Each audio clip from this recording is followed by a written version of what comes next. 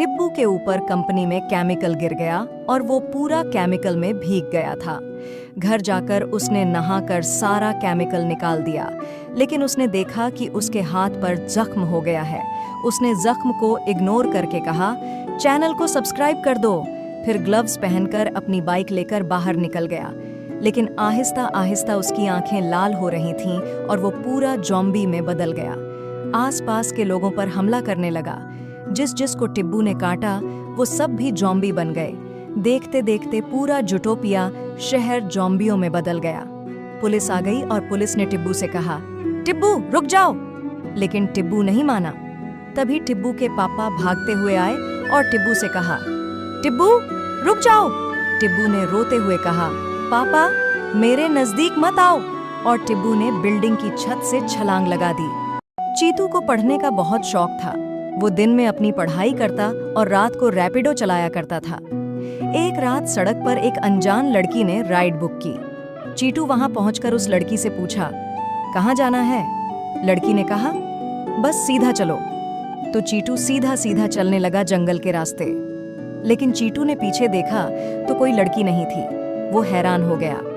अगले दिन फिर चीटू ने अपनी पढ़ाई के बाद रैपिडो निकाली। दोबारा उसी लड़की ने कॉल की और चीटू वहां पहुंचा। लड़की फिर उसे जंगल के रास्ते ले गई और फिर से गायब हो गई। चीटू ने स्कूटी से उतरकर आगे जाकर देखा तो वो लड़की रो रही थी। चीटू ने पूछा, क्या हुआ? तो उसने कहा, कुछ नहीं, तुम स्कूटी चालू करो, मैं आती हूँ। चीटू ने जाकर देखा तो उसकी स्कूटी वहां नहीं थी और जैसे ही पीछे मुड़कर देखा वो लड़की एक चुड़ैल बन चुकी थी और चीटू डर कर वहां से भागने लगता है। अगले पार्ट के लिए कमेंट करें यस। खोए हुए खजाने की कहानी एक बार की बात है। जूटोपिया के जंगल में एक खोया हुआ खजाना दफन था। कहा जाता था कि वहां जो भी गया वो लौटकर नहीं आया। लेकिन जूटोपिया के दो निडर दोस्त टिब्बू और चित्तू एक दिन फैसला करते हैं कि वो खोए हुए खजाने की खोज पर निकलेंगे और रात में दोनों अपनी अपनी पैकिंग शुरू कर देते हैं, क्योंकि सुबह उन्हें जल्दी निकलना होता है। सुबह होती है और चित्तू अपना बैग लेकर बस स्टॉप पर पहुंच जाता है, लेकिन टिब्बू नहीं आता। चित्तू उसे कॉल करता है, लेकिन टिब्बू गहरी नींद में सो रहा होता है। वो उठकर कॉल रिसीव करता है और चित्तू उस पर बहुत गुस्सा करने लगता है। टिब्बू फटाफट नहा लेता है और अपना सारा सामान उठाकर जल्दी से भागने लगता है। जब वो बस स्टॉप पर पहुंचता है तो चित्तू उससे नाराज हो जाता है। फिर टिब्बू के मनाने पर चित्तू राजी हो जाता है और बस आते ही दोनों बस में चढ़ जाते हैं। खिड़की की तरफ उन्हें सीट भी मिल जाती है। फिर बस के लंबे सफर का मजा लेने के बाद दोनों रात को जंगल में बस से उतर जाते हैं। वहां पर अपने रहने के लिए टेंट लगा लेते हैं।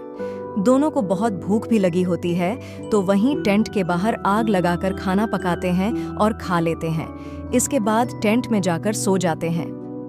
लेकिन रात को चित्तू को अजीबोगरीब आवाजें सुनाई देती हैं, तो वो उठ जाता है और जंगल में जाकर देखता है, जहां उसे एक चुड़ैल दिखती है। चित्तू डर के मारे वहां से भागता है और टेंट में आकर टिब्बू को उठाने लगता है। चित्तू कहता है, टिब्बू वहां चुड़ैल है, मैंने अभी देखा।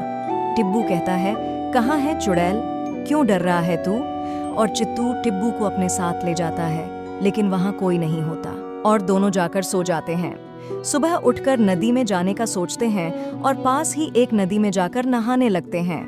लेकिन वहां एक बहुत बड़ा सांप उन पर हमला कर देता है।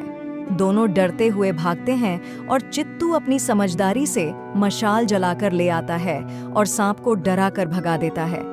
फिर कभी वो किसी दानव के हत्थे चढ़ जाते हैं। जब टिब्बू का हौसला टूटता है तो चित्तू उसे हौसला देता है और जब चित्तू वापस जाने का सोचता है तो टिब्बू उसे समझाता है।